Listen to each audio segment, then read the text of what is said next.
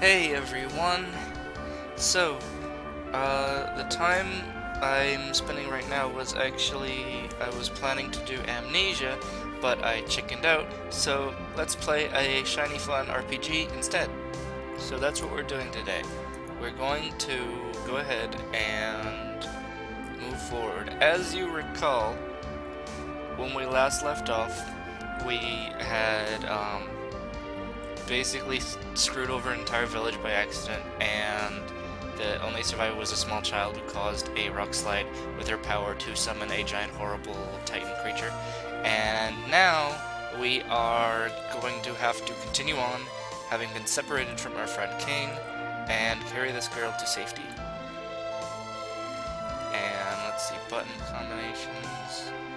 Okay, so it's just me right now because she's unconscious. Not that I would throw a little girl to fight in battle with me. I mean, what kind of person would do that? I mean, that would just be a little bit ridiculous, don't you think? Anyway, so we're still at the fairly easygoing stage of the game. The enemies are pretty much going to go down pretty easily and not hit that hard, which is good because there's only just one guy right now. It would suck if they were beating the shit out of me and I only had a party of one person. So let's see.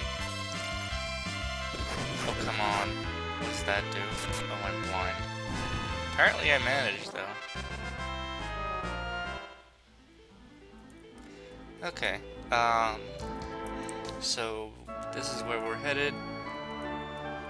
She must rest. Are we gonna walk through that guy? Oh no, we're not going that way. I forgot the inn was up here, not over there. Welcome. Oh, take her to your room. You don't need to pay any money because it's during a cutscene. Naturally.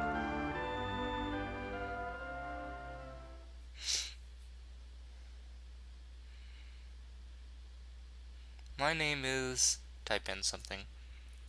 No, that's not that kind of situation.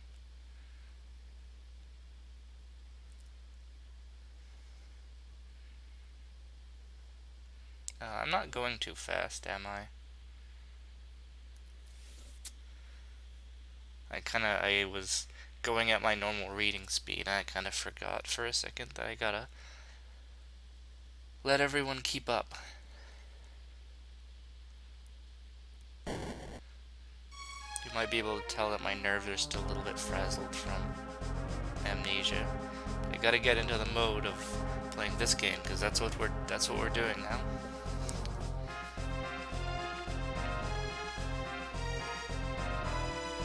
You can't walk past here because I blocked the only walkable tile on this side.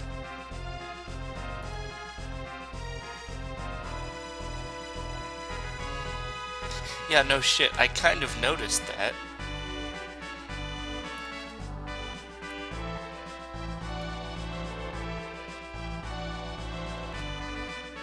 Wait a second.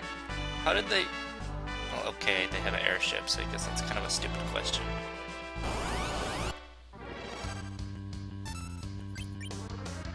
So the way that this works is that the officer orders the soldiers to attack. They're pretty weak, as you can see. And if you kill all of the soldiers, then the officer flees. So the officer actually has a ton of health. But if you feel like it, and I do, just to mess around, is you can actually kill the officer, and I think that the soldiers just do nothing. I can't remember, or maybe they like insta-die. He does take a while to kill though. I mean, you can see the other guys took like one hit apiece.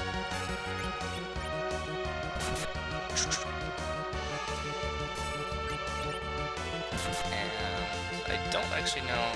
This is my thing is, although I like this game, I have a thing about being able to see health bars. I really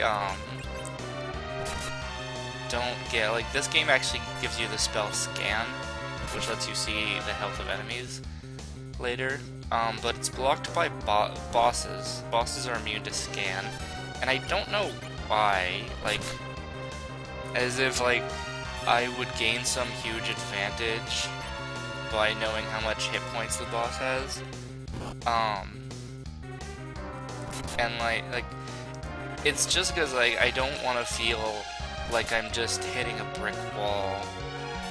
You know, it's like you don't feel like you're making progress, but like that, it takes forever. I kind of want to know, like, what is he gonna do? Is he just gonna stand there? Okay, that was pretty great. See, that was worth it. Just to see him, he's so confused. He's completely lost all sense of what he's supposed to be doing, without some guy right there standing behind him and immediately giving him orders. It's like he can't swing his arm correctly without help.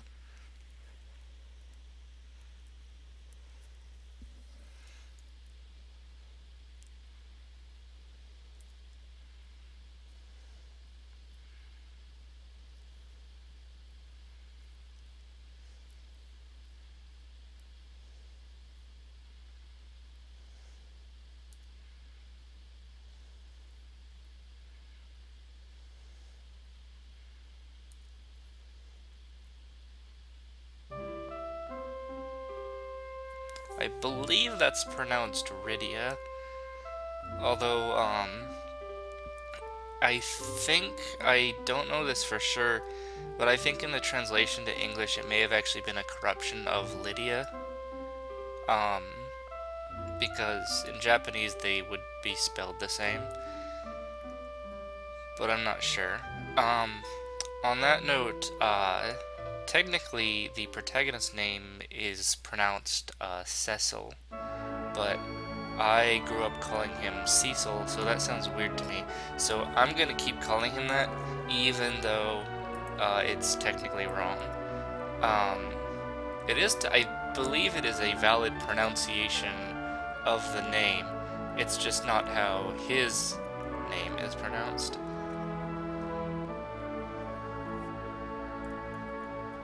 Why, how nice of you to volunteer this arbitrary information, random nameless NPC. It's what they're good for, you know.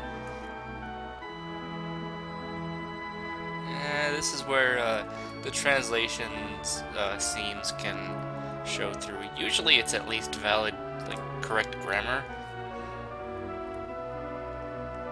Or, you know, it sounds like English, but someone picked up a sick girl from Baron falling down.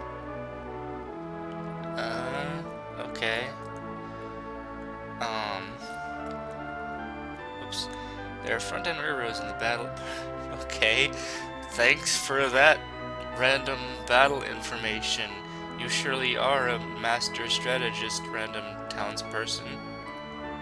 What? Yeah, the conversations with NPCs is not exactly where the deep and nuanced stories of these older games shines through exactly. They pretty much just are meant to supply you tidbits of information with no real sense or context. But anyway, the hint we're supposed to take is to go see the sick girl from Baron. How convenient.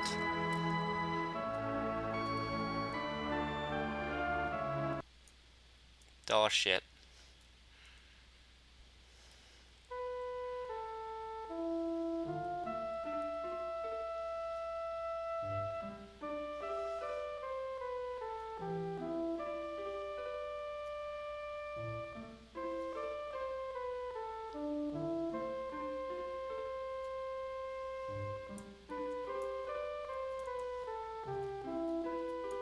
Yeah, that's all she's gonna say. We need the Sand Ruby. But, gasp, it can only be found in the depths of the dungeon possessed by a boss. Whatever shall we do? I know, it's kind of an obvious setup, isn't it? I'm going to feel bad because I'm going to take this game I just absolutely love, and I'm going to tear its story to pieces. I just can't help myself.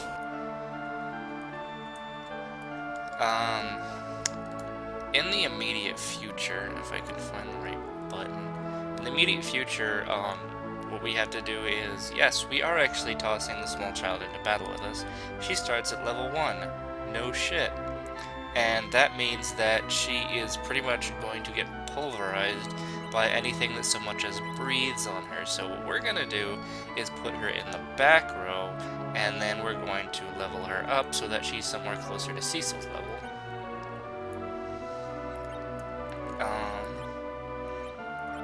Trying to think. I think that there are some mage type items like rods and staves, that can be used as an item to cast a spell, which I didn't know that playing the game as a kid. I had no freaking idea, because nowhere in the game does it actually tell you that. It's one bit of tutorial information that would have actually been useful. What weapons does she have right now is what I would like to know. Okay, so she has one. What do we have in our inventory? Let's see, cap, leather, iron ring. He's fitted out with shadow. We could give her bows and arrows. Actually, I think the thing is that, any character who uses a bow and arrow except Rosa will have like completely shit accuracy. We've got kind of an excess of. Did I buy that? What? I didn't. Yeah, obviously, I've forgotten how to operate buttons. What the heck?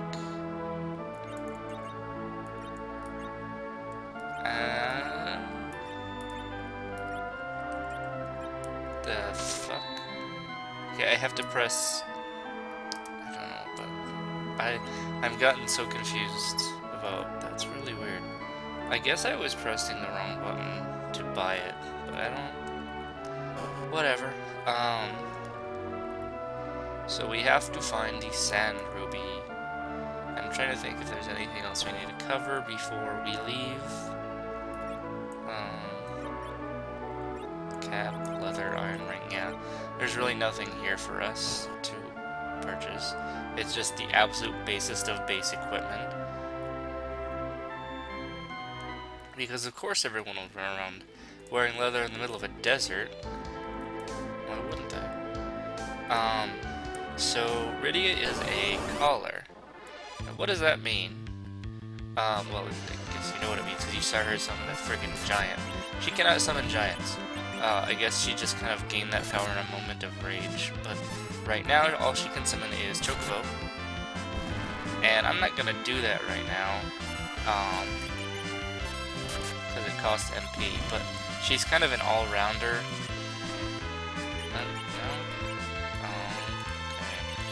Okay. She can cast black magic, she can cast white magic, although she doesn't have any right now. That's why we're leveling her up.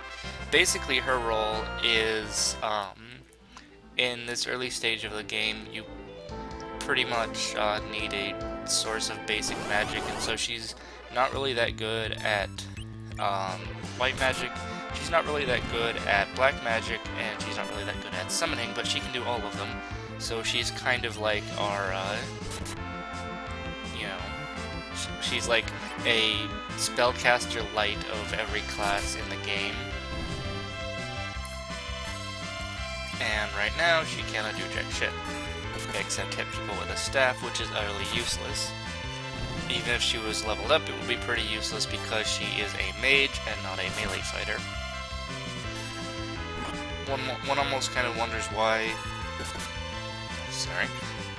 they even bother giving mages a melee attack, because it is usually completely pointless.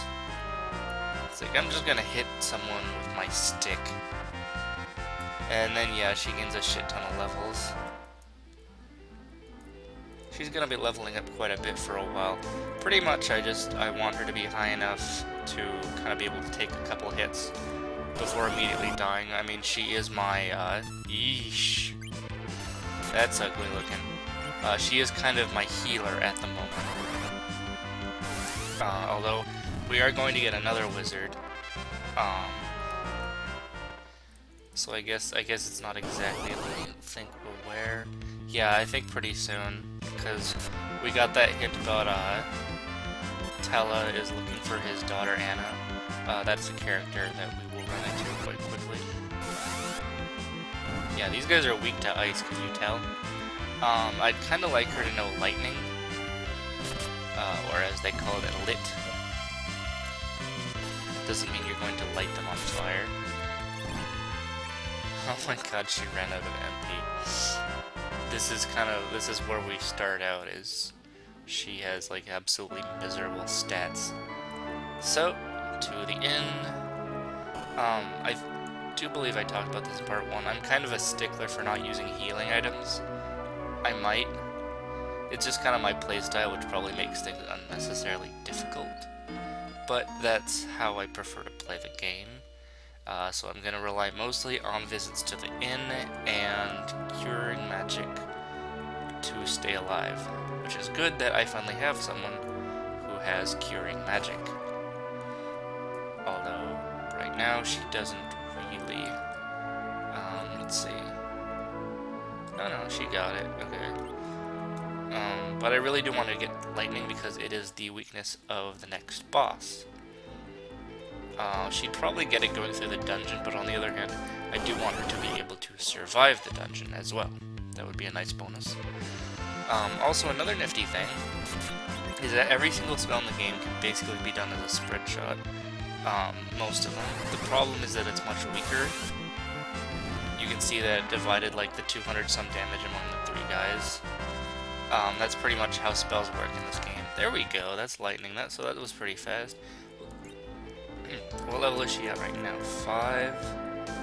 That's alright. I kind of like her to be close to his level.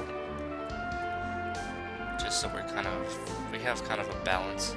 Especially, I'd like to have at least an okay amount of MP. I can kind of use her as a mana battery that I can then unleash upon my enemies. I'm such a good caretaker of this child, aren't I?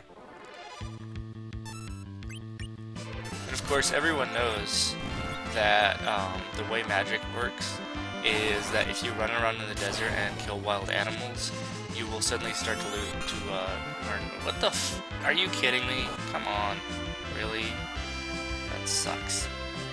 But yes, you will suddenly start learning magic. It doesn't involve, years of careful study or anything like that. You just need to kill, sand creatures and giant bugs. And that will grant you the ability to use magic. It just kind of the spells, the arcane knowledge kind of pops into your head as you murder wild animals. That's obviously, I mean, that's just common knowledge about how magic works. So let's see, I'm probably gonna try and aim for level 10. You can see it's going along pretty quickly, so I don't think it'll take very long. I'm trying to think of... I might actually at some point pull up like a listing of who learns what spells when. Just so I can know if I'm kind of shooting for a goal. The game doesn't really help you out all that much when it comes to knowing like what spells are for. Like what actually is sight, I legitimately don't know.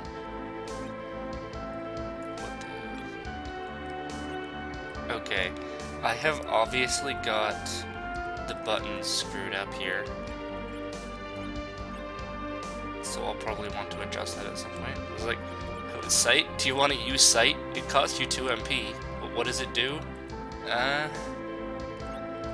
That's not important, but it'll happen. Whatever sight does, it'll happen if you spend 2 MP on it.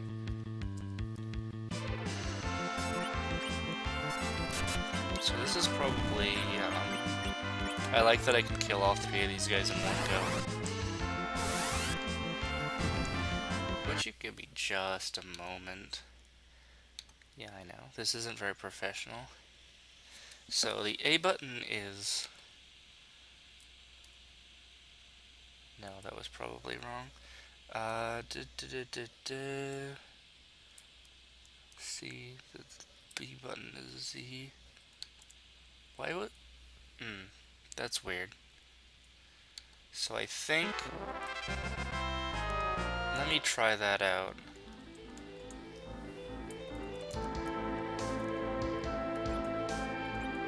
So,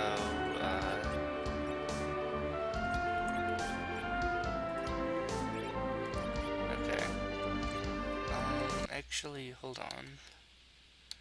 Because I should probably actually do B button X V. No, wait. Shit. I'm getting everything mixed up. This is gonna be a mess. So this is, hey, it brings up the menu. What is this? Okay, so select, deselect menu. Okay. Sorry about that. I'm just getting things. Why was that's the problem with playing on an emulator, is that you really lose that intuitive feel of the buttons, which means that some arrangements of the keys might work well for one game and not so well for another one. I don't know why I would have placed the A button, like why the A button would not have been just directly under my main finger here. That seems like an odd choice. Last I was playing before this was like Donkey Kong 2. Which obviously that must have made intuitive sense for some function within the game. I don't know. Let's see. This is a pretty juicy encounter. And we can see she's kind of building up some experience points. Not points, health points. She can take some hits now. Not as much as Cecil, of course. Cecil gained a level. Oh, she learned hold. Oh, that's like paralyze, I think. I should actually look up what sight does, because I swear to God, I played this game like a dozen times. I have no freaking idea what sight does. Is that the scan? Is that what? I should use it on an enemy and see if it does anything. I don't know why they use sight over scan, because scan is actually shorter. A lot of the names of things in this game were completely butchered in order to fit the size restraints. You can see that there are basically only 8 letters to use for each enemy, which means they pretty much had to slash and burn a lot of enemies that had longer names. Like, oh jeez, the first major boss of the game, his name is just completely, I shouldn't even, that's spoilers. It's spoilers, and B, I have no freaking idea how to pronounce his original name, which means it's actually a literary reference, which means I will probably completely embarrass myself trying to speak it out loud. I'm pretty much certain I will. But luckily he's not named this game, so I guess I'm kind of saved from having to say it. I probably will want to explain that part, so I should look up. I was gonna use sight on something. I should look up what it is, how it's pronounced before I get to that part of the game. Okay, what does that do? It didn't target anything. It did jack shit. Okay. That's interesting. I don't... What did it do? I'm completely lost. I'm trying to think of what it could do. Sight? Is that like a map thing? I should use it from the main menu. It might give me a map. I never used sight in this game. Sleep. I don't remember using the status effects in this game, like, at all. Other than Virus, which is pretty awesome. But that's a lot further. Oh my god, wow. I didn't know you could do this. How did I... This is one place where the game does kind of fall down. I had no idea ever that you could do that. I guess I should have guessed. Like, in retrospect, it seems a little obvious. You know, suddenly, like, you can see the map.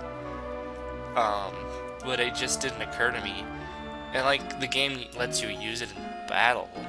Like, why? It doesn't appear to do anything. Like, it literally seems to have no effect whatsoever. In battle, it might have some effect, but I used it and nothing happened. It doesn't target anything. As far as I can tell, it just wastes 2 MP. Why do they let you use it in battle? I don't know. It probably has some effect, but I can't imagine what. So she's level 8. How much experience does she need? In the interest of not dragging this on too long, I think I'm gonna... Well, you know what I should really do? I should save. There we go. Now we're going to head north. How much MP does she have? That's an important number. So, okay, not that much for casting spells. And of course I do actually know how to get to the next area of the game. I promise I do. I really do. Why don't you believe me? If I'm trying to conserve her MP, this is gonna go kind of slow. Hit the guy with the sword. Yeah, at least they're missing. But no, the cave entrance is to the right. Something I should have remembered. Or, if I didn't remember it, I might have paid attention when I was using sight. Oh well. Of course, I would boldly start off in completely the wrong direction. Yes. Now the encounter rate is going to be going all through the roof. I think she might actually be strong enough to kill these things because they have like no hit points. Except she misses. Naturally. This is pretty sad. Seriously, don't use mages to hit anything. It's like what I'm doing right now, don't do it, because it's really that useless. 3 attacks, not 1 single hit. Not one. Alright, come on. Get me at least to the dungeon entrance. There we go. There we go. Let's save here.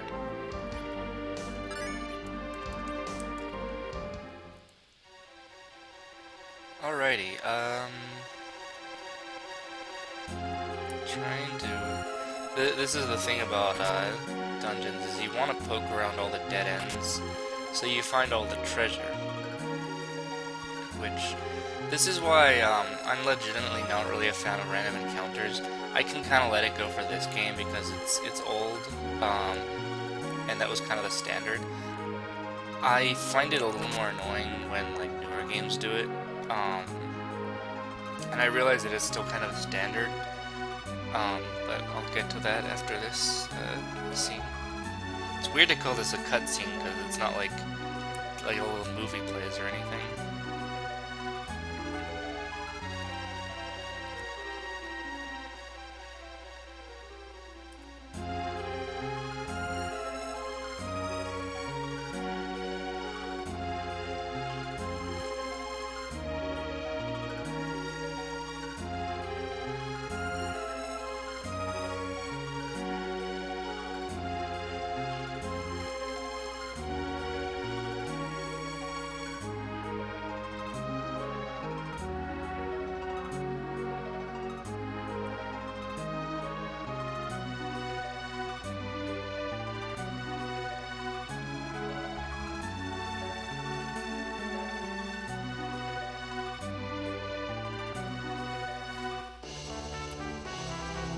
Sage Tella joined.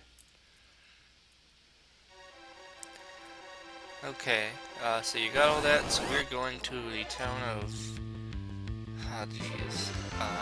Look out, orange carrots. I should really put Teller in the back. Pretty much Cecil's gonna be doing the work of random encounters because they don't want to waste MP. Okay, he did actually get one. He really should be in the back row though. I actually don't think I went into this in much detail because I was using two frontliners before. But pretty much the deal with the rows is you can see it's staggered, so you can either go from top to bottom, front, back, front, or you can go back, front, back. Oops. And if you're in the front row, you hit harder and you get hit harder, and if you're in the back row, you get hit less hard, but you also deal less damage. But it doesn't matter if you're in the back row if you cast magic or if you use a ranged weapon, because that isn't affected by the back row penalty. So the general obvious strategy is to put all the guys who kill things by embedding sharp pieces of metal in them in the front, and put all the people who hurt things by raining fire on their heads in the back. As I've done here, except that Talon has been turned into a frog. I gotta say, one thing that does bug me in games is I hate dealing with status effects. It's just such a pain. It's not something I really kind of dislike as a game mechanic because I understand the need for it to kind of, you know, make fighting more nuanced, but it is such a pain in the ass, especially the ones that make it really difficult to, oh shit, difficult to get rid of it. Like, I remember in Earthbound, some status effects couldn't just be gotten rid of, like at a hospital or whatever. God, that's a pain. So I should explain what just happened there. Is there a thing called back attacks. Back attack basically is where your enemy gets the advantage of striking first, and your rows are reversed, meaning all of your squishy wizards are in the front now, and all of your tough melee dudes are in the back. It sucks. You can actually switch formations in the middle of combat, which is what you'll usually do if you get back attacked, although it sucks hard enough that usually I just kind of get out of those battles because it's not fun. And I actually think if I kill this evil shell, the whatchamacallit will bring it back to life. Or it'll just run away. That is also an option. Slashy, slashy. There we go. And since I'm actually going out of my way to gather all the treasure, I might actually go back for a rest afterwards, so that then I can head straight to the dungeon entrance. Or straight to the dungeon exit. In fact, if I'm gonna do that, I may as well just start raining lightning on things. It's really, there's kind of a balance where you kind of want to be good and not waste MP. But on the other hand, it feels so satisfying to just rain lightning down on all the fish and clams, who obviously are standing in water, like you are, which means hitting them with lightning will probably basically electrocute everyone in the battle. But let's not think too hard about that. It does feel very nice to kind of just drop lightning on things and like just watch them all die horribly. You gotta love the old school sound effects. It's very retro. I think I got everything. Okay. So yeah, you can kind of tell that most of this room is devoted to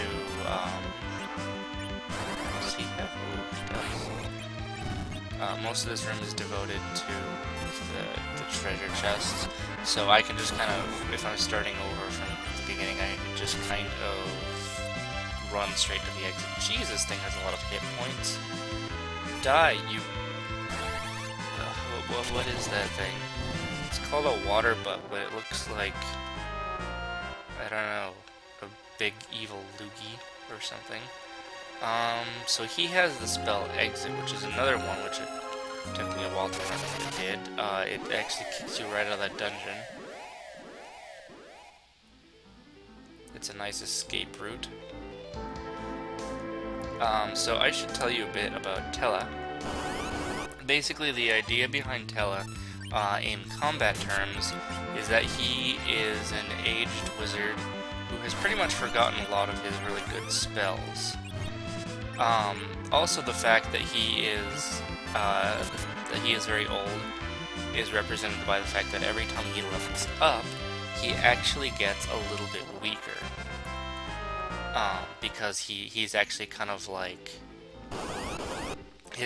as he gets combat experience, his body is actually like withering from age, so his stats actually go down. And this is also something I didn't notice for a long time, but I was told this by other sources, like reading on wikis and stuff, that this is something that happens to him. Also, his MP pool, I believe, remains fixed throughout the game. How much does he have? 90. So I think 90 MP is exactly the amount of MP he will have for the entire game, which seems like a lot right now. But later in the game, it will be a serious limiting factor.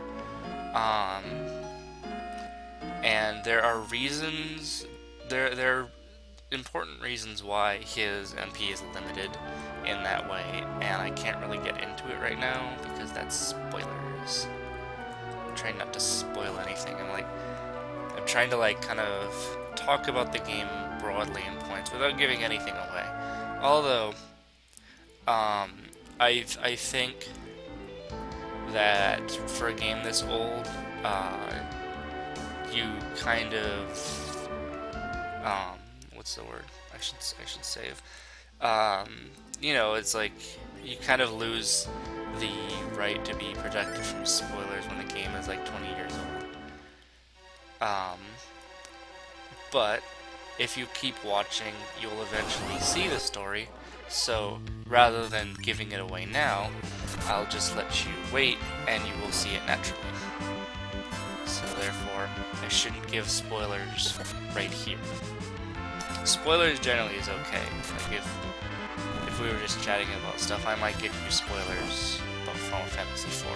But right here, we're starting at the beginning, and then we are going to go straight until we get to the end. There will be no skipping ahead. We have to do all of these things in order. We have to first destroy our evil carrots, and then we can get to our dessert. Seriously, those fish are totally carrots. There's no pretending. They even have like green fins. That's silly. Okay. Anyway, let's not waste any more time. Let us continue on here. I actually kinda don't like the watery dungeons. I don't know, something about the aquatic enemies makes them kind of feel like more of a pain. Although it might just be kind of my memory imprint from this particular dungeon, because this is where it starts being that you can't just easily and trivially mow down every enemy that you come into. So I think that the water bug doesn't really have any combat capabilities of its own. I think it just heals. Okay, it can like punch you. The floating loogie can punch you. Does it? I'm trying to see if like those little yellow things are like little faces, or if it's just a texture, like a texture of the bubble thing. I seriously have no freaking idea what those are. None. It just looks like a weird thing. A weird thing. Like, it looks like little like. It almost looks like spider eggs or something. What is it? Do they have tiny faces? I don't think so. I think it was just kind of a texture of it. It doesn't look like a bug. It looks like bubbles in a spider web. Is it like... Is the spider webby stuff like a body that's like attached to... Is it like supposed to form a shape? I don't know. I've never really looked closely at this thing, but the more I look at it, the more it doesn't make any sense. I have not the slightest idea. Hey! She gained a level. She learned Venom. Next up, she's going to learn Spider-Man. Okay, I know, that one was kind of obvious. Venom is another one of those purely status effects spells that I never use. I think Final Fantasy is kind of one of those games that was kind of not so good about making the status effects useful. Although, that's not entirely true all the time. And probably if I experimented with them, I probably would find one that gives me a use, but I really just... I don't know. One thing is that this game isn't good about giving you failure messages. Or anything, like, if a status effect spell doesn't connect, it basically gives you no message whatsoever. It's just... It's as if you just hit it with nothing. There's no little, like, pop-up that's like, no effect, or fail, or miss. It's just literally nothing. Kind of teaching you, like, what things do and how to fight beyond, you know, just hitting it with a sword is one of the game's failures. And I don't know if that's the way it was always like, or if the space limitations of the American version of the game are to blame. Because it seems weird that the game would just innately have, like, no descriptions at all. I don't know. Although, as far as status effects go, if you really want a game in this series that really lets you play with status effects in interesting ways, the game to look at would be Final Fantasy V. Because Final Fantasy V, basically it has a rather complex class system that lets you kind of mix and match powers. And what this allows you to do is do all kinds of interesting and weird things that can actually kind of break the bosses mainly. Unlike most games where bosses will just kind of be immune to everything, most bosses in Final Fantasy V will have some kind of weakness to something. Like one boss can be petrified, and you can do really goofy things in that game. In fact, I know that there is one Let's Play that did a level 1, or not level 1, but a low level run of the game, where they got through all of the bonus content, including the super boss that was added in the, this was the Game Boy version, Game Boy Advance, and that one had like a super boss added to it. It was like super strong. It was stronger than the final boss of the game, and they beat it at like level like 7. Basically using every single cheap trick that the game allowed them to use. I don't have that kind of, you know, skills or knowledge about the game, so this is going to be pretty much a, you know, a vanilla playthrough of this game. I'm mostly in it just to show off, you know, what the experience of playing this game is like normally.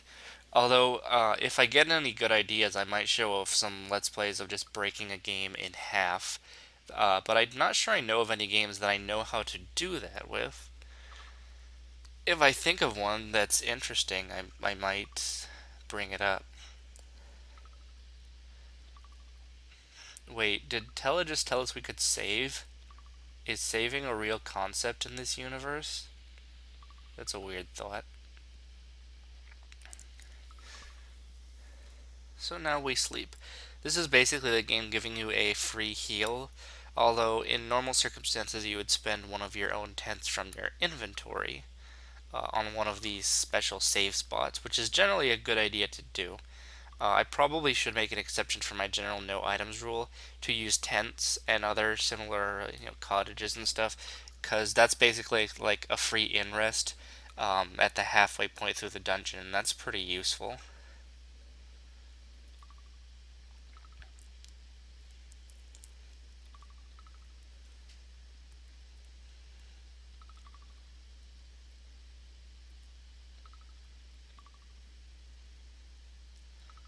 But she can do that right now.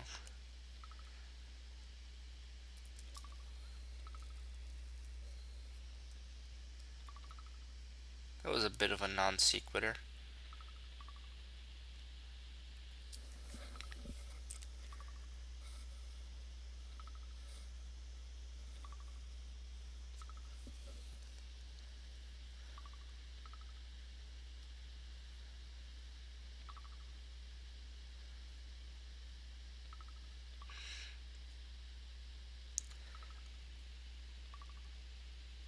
So I think I got sidetracked before that we're going to the town of Damsayan.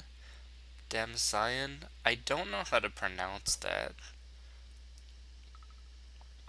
Um, Damsayan.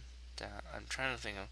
It's just a weird sounding phrase. Like, no matter how I say it, I feel like I'm saying it wrong, but I can't think of any other way to pronounce it. So if you know better than me, then by all means correct me on that, but I have no idea. I don't know how a ruby cures a disease. I guess it's magic. Does it have like a stock of rubies? Like, what if like a second person gets this disease? Is it like, does the antlion have, is it like a monster pharmacy?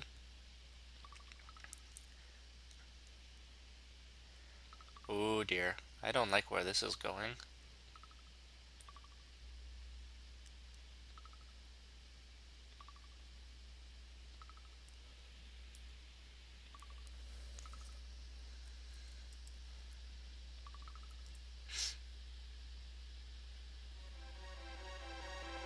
Let's go. Okay, and we can save on this spot with a big S on it. The S is for saving, not for Superman. Okay, so now from here we're proceeding to the boss without any gaps, any whatchamacallits. I probably could have unloaded my MP there before this, just because I was gonna rest, but I wasn't thinking about that. There are going to be parts of this game that I kind of forget about. Mostly the fine details, like when it gives you a free healing or something. When specific events happen inside the dungeon. Mostly it's in the dungeons, because the dungeons tend to be kind of big and have a lot of stuff going on. I mostly know the plot, where we're going, especially at the beginning. I've been through the beginning of this game a lot of times.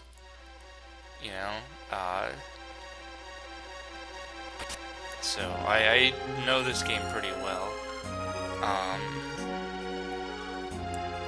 And I know pretty much. I know where we're going from here. Pretty much the general plot a little ways ahead. And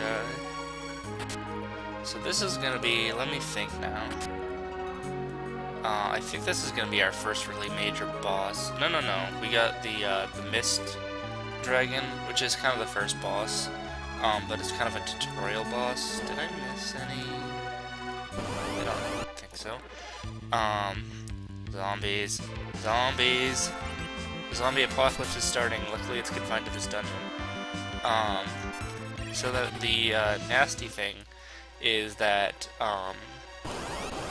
the main character is wielding a Sword of Darkness, and the Sword of Darkness cannot harm dark creatures, which means zombies will always take 1 damage from it, which means that basically if we want to kill zombies, we have to set them on fire with magic. I don't want to use magic, so we're screwed.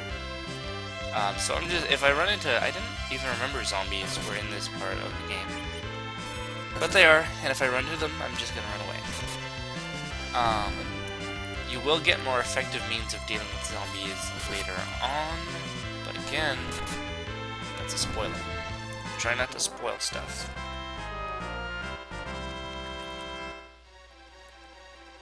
And there are some walls you can walk through like this. It's nifty. It's very nifty. Oh, no, because these guys are gonna make me tiny. The tiny mages. You can kind of see it. It's kind of a different colored wall. Although I remember in some versions of the game,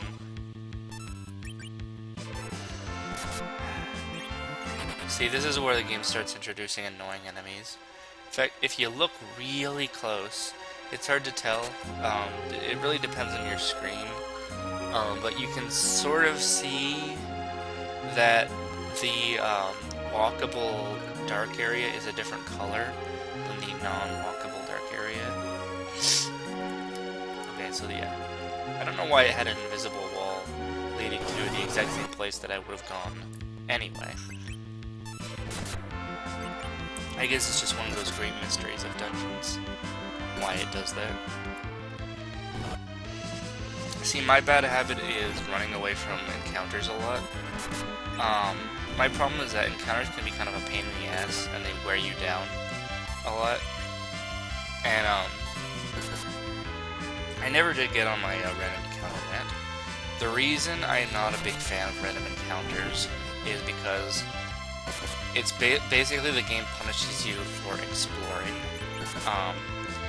And I know that in a way random encounters aren't a punishment because you get XP from them and you want to get into a certain number of random encounters just to keep ahead of what, you know, the level you're supposed to be at. But the fact of the matter is that if you're trying to actually explore, like poke around the dungeon, constantly running into monsters is a pain in the ass, and it makes you not want to do it. It makes you want to basically explore the absolute bare minimum amount in order to get the treasures you want and get the fuck out.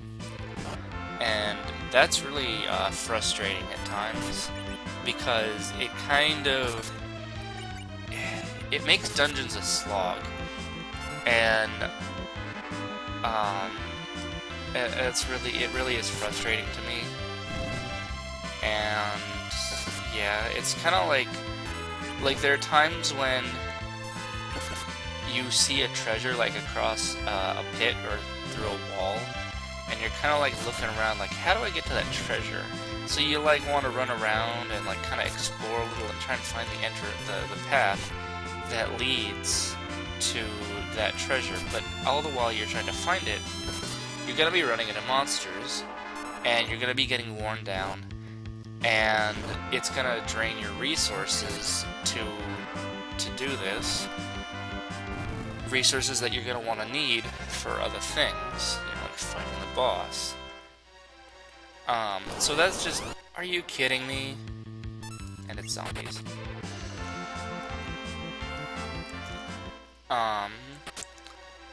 So yeah, I would prefer better systems. I kind of like the idea of where you can kind of, like places you've explored before are kind of safe.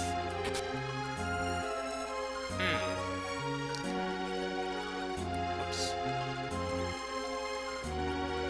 Tello's basically got nothing to protect him. I probably should fix that at some point.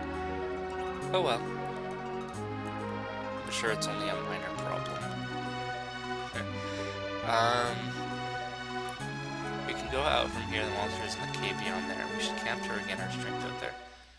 Right, yeah. So yeah, this is... at least it's just the outside monsters. But yeah, I have to say that although I really do like this game, the random encounters are probably my least favorite part of it. Not because they aren't individually fun, but just because the process of kind of getting worn down throughout a dungeon is really one of the less enjoyable aspects of an RPG for me. Um, and not to mention that you're kind of getting into the same fights over and over again. And then of course, because it's random, you often feel kind of like the game is screwing with you when you get 2 encounters in rapid succession. I know that there have been other attempts to kind of deal with this. There are ones where you can kind of run away, like you can see monsters on the map, so you can kind of run away from them if you want. But they kind of will get in your way at some certain points. That's interesting. I'm not hugely a fan of that, but it works. There's one, Final Fantasy Mystic Quest had a thing where monsters would be, like, sit at fixed locations on the map, and you'd just, like, you'd walk up to them and you'd fight them. I should rest first. So you could clear out a room, although if you, like, left the dungeon, the monsters would be back. But you can kind of, like, clear out a room, and I understand that a lot of people don't really like that it's, like, overly simplistic, and in a way you can kind of tell that the game is kind of just intentionally, like, making sure you fight X number of monsters to be at the proper level to fight the boss. And I understand that, but to an extent, I kind of like the freedom of being able to, like, if you're walking around in open ground, you know that you're kind of safe. I like that, how you can almost kind of, like, claim territory that's safe to explore, and if you want to go somewhere new, then you have to push through the monsters that are there. And I like that. I keep picking the wrong person, I don't know why. I guess I'm just not very attentive right now, which is, of course, a great state of mind to be in when you are trying to make entertainment. I want to fight the boss. Come on. It's like, don't give me this BS with random encounters. It's like, come on, we gotta get in there and I got a first strike. We gotta get in there and, like, fight the guy who's in charge. Although not really. I guess boss is kind of a misnomer when you're talking about basically just the cave is filled with wild animals and you have to, in order to get out, fight the biggest wild animal. It's not really a boss of anything, it's just kind of a colloquial term. The giant octopus is not actually in charge, and the alligators and evil carrots don't take orders from it. Although that would be kind of funny if they did.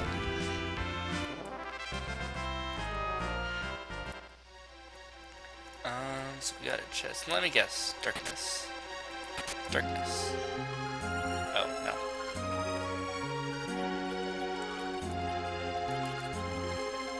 Darkness. Power of darkness. There it is. Let's do this. Grr. You're keeping me away from epic boss fights. Why are you doing that? Why?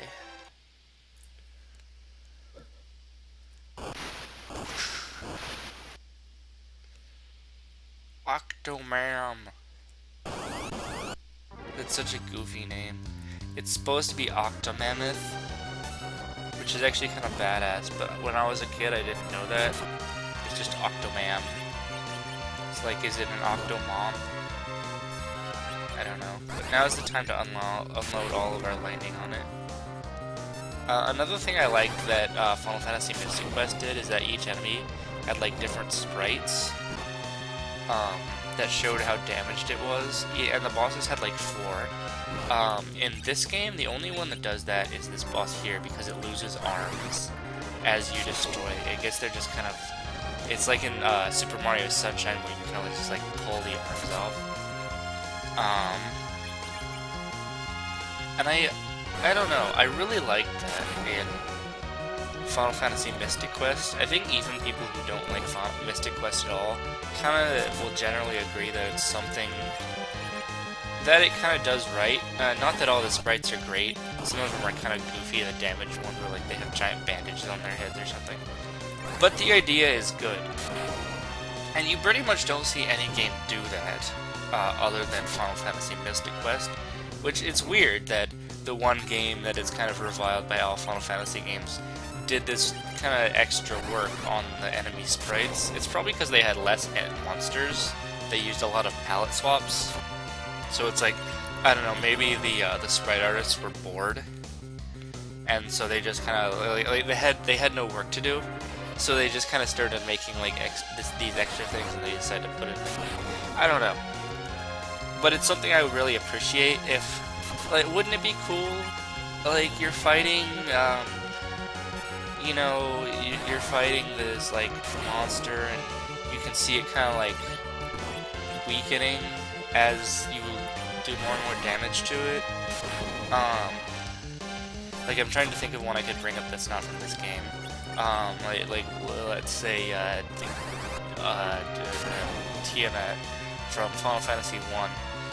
Like, you know, you could have something where like her wings are torn or something. I don't know. Probably on the NES, you probably didn't have enough storage space for that. Which that might actually be an influence on not having that kind of thing. Is that even the SNES probably, you know, its storage space was being spent making better looking images. So they might genuinely have not had enough space to give, you know, extra sprites to everything. And I understand that, but still, it's just a shame that it's kind of a missed opportunity. Let's ice these guys. Right now I don't have any reason to hold on to all this magic I've got. It was very satisfying to unload all of that on the Octomammoth, which I didn't really spend that much time talking about Octomammoth. I just kind of got on talking about sprites while I kicked its ass, but, you know, there's not much to say about it. Now, this, on the other hand, there is things to say about, like, wow, that sucks.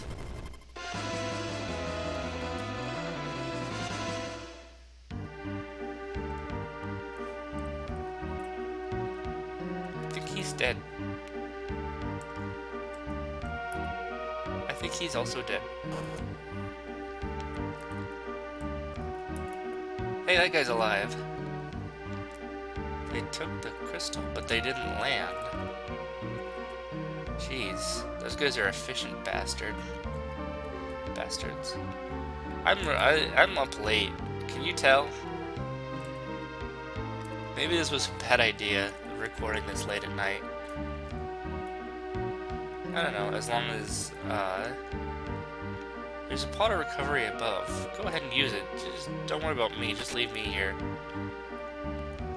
I don't know. Terrible bombardments from the airships.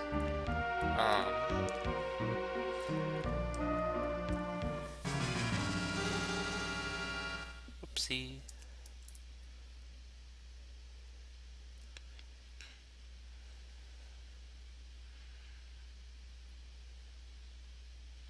How do you pronounce exclamation point question mark? I guess it's like a surprised gasp, like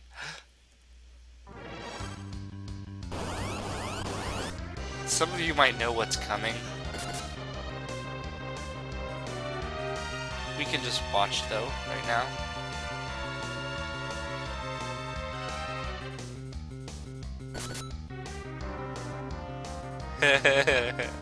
Spoony Bard. That's a real word, by the way. Spoony. Is the Bard spoony? He might be. I'd have to look that up to remember what it means. You gotta just, this old guy is just whacking him over the head. Awesome. There are some cutscene battles like this where you're basically just watching. A lot of them feature Tela, come to think of it.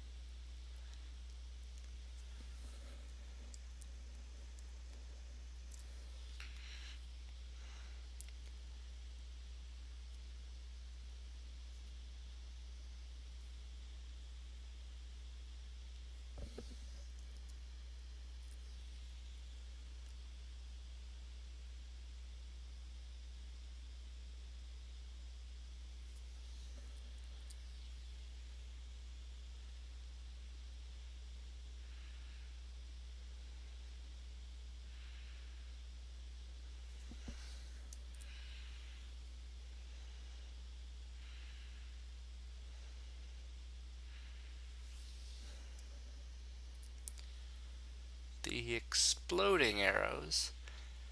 Yeah, the cutscene and what people say about it kind of confuses what actually happened right there. I guess you kind of have to use your imagination, because what was shown on screen is obviously not entirely true to life to what happened.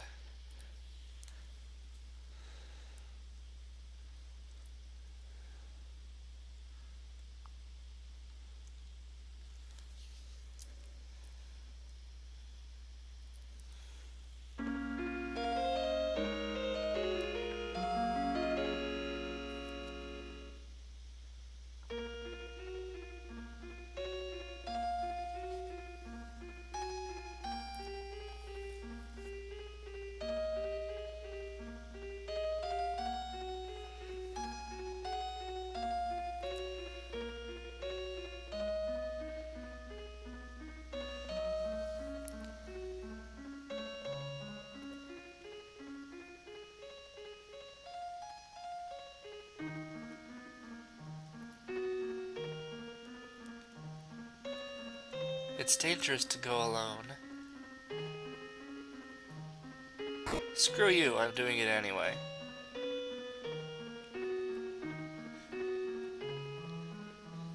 See, you can't tell the old man that it's dangerous to go alone. That's not how it works. You understand? He's the one with the wooden sword. He knows what he's doing. I may have overextended that joke.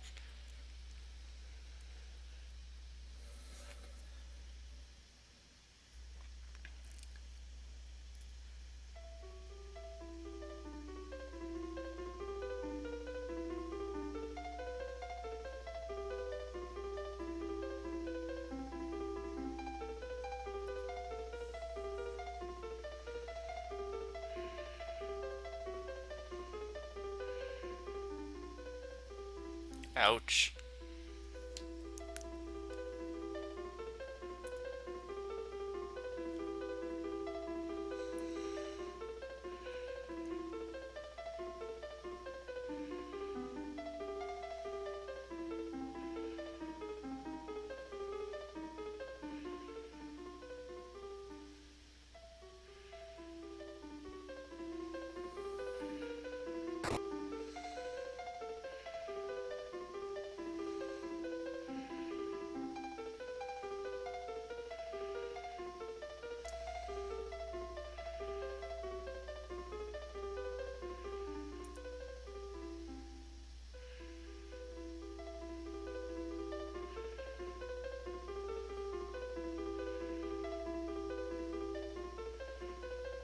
It's good to smack a person immediately before asking for their help.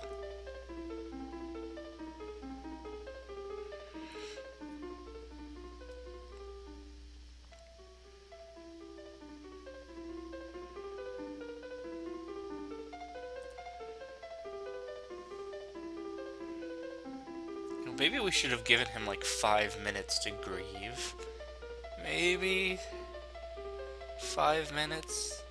10 minutes, maybe? I don't know. Seems a little hard on the guy.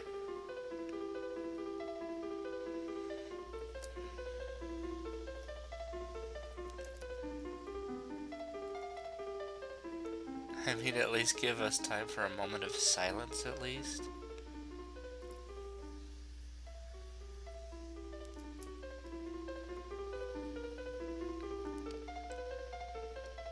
So maybe it does have a stock of the things.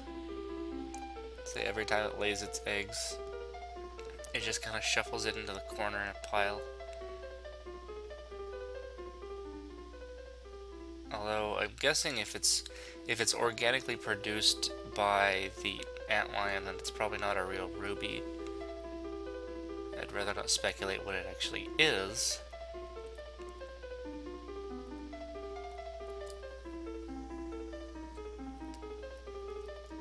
So is there only one antlion with only one sand ruby or stock of sand rubies?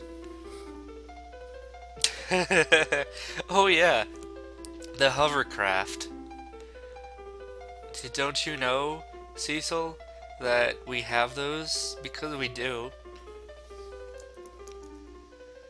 I mean, why wouldn't we have a hovercraft? I mean, we've got airships, right?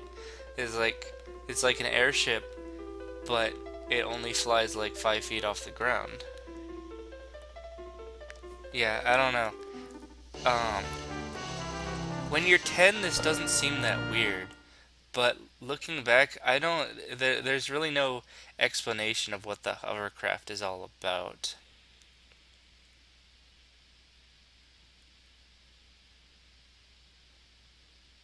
It's like, who made it? I guess it probably. I don't know. Word to the wise. In this game, when someone flashes and then disappears, they're really, really dead. Um, if they don't, there's still hope for them. If they flash and disappear, it's like they're gone. They did the the in battle thing where it goes and then it disappears. It's like they're super dead. There's like no chance. If you don't see it, it's like when someone falls off a cliff. It's like if you can't see the body, then you don't know that they're dead. If you don't see them flash and disappear in this game, you don't know that they're dead. That's how it works. Edward is at level 5 and has 60 hit points. I do have some things to say about Edward, but we're getting on a little bit.